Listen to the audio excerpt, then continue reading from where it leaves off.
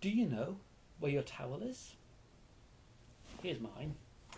A towel is, of course, a fantastically useful thing to have, as any interstellar hitchhiker could tell you. Ladies and gentlemen, I know where my towel is. This is The Salmon of Doubt. It's a collection of Douglas Adams' works published posthumously. I was a massive fan of Douglas Adams, and particularly, of course, The Hitchhiker's Guide to the Galaxy, which I knew initially from the BBC radio series, and then later I discovered the books. And of course, you should always know where your towel is. That's an important part in the book. Douglas Adams died far too young, and 2 weeks after his death, his fans congregated around the world to celebrate his life with towels. And that has since become an annual celebration. This is the 25th of May. This is Towel Day.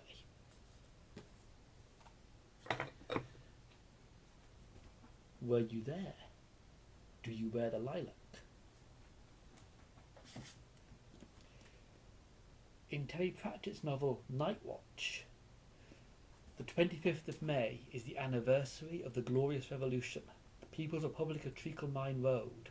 Truth, justice, freedom, reasonably priced love, and a hard-boiled egg. I'm not going to explain the lines. You can read the book. If you were there, you would know. And if you were there, you would wear the lilac today. Unfortunately, the part of the world I live in, the lilac is mostly over by now. It tends to bloom in the beginning of May. So I'm not actually wearing a sprig of it today as I record this. A pity. Terry Pratchett was also foundational to my sense of humour, along with Douglas Adams, and to my perspective on the world, in very many ways. And he too died far too young, in his case of Alzheimer's disease. And the 25th of May has become a day in which Terry Pratchett's fans remember him, speak his name, and also in some cases do things that raise money for Alzheimer's disease, Alzheimer's research.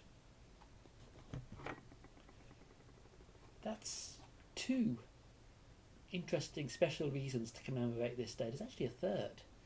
The very first Star Wars film was released to cinemas on the 25th of May.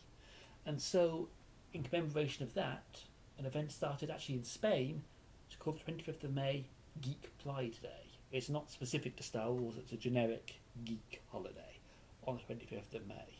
That's three different things all on this day to celebrate it. It's wonderful, isn't it?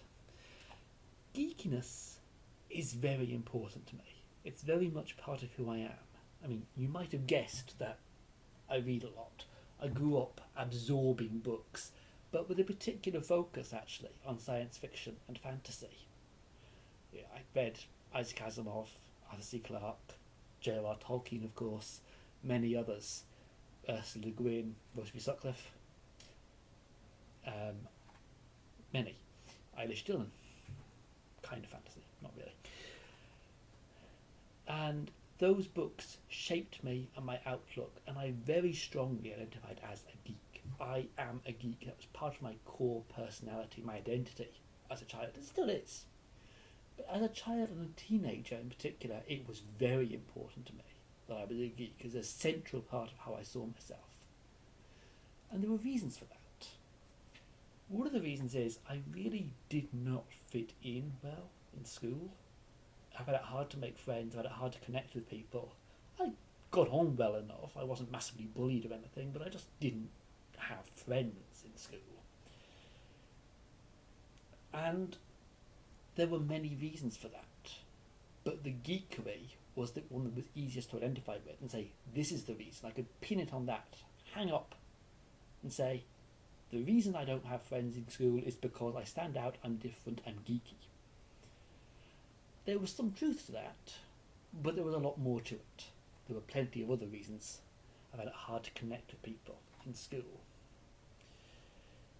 There is now a Discworld convention, and I went to the first ever Irish Discworld convention in the tiny village of Ennistimon in County Clare in 2009.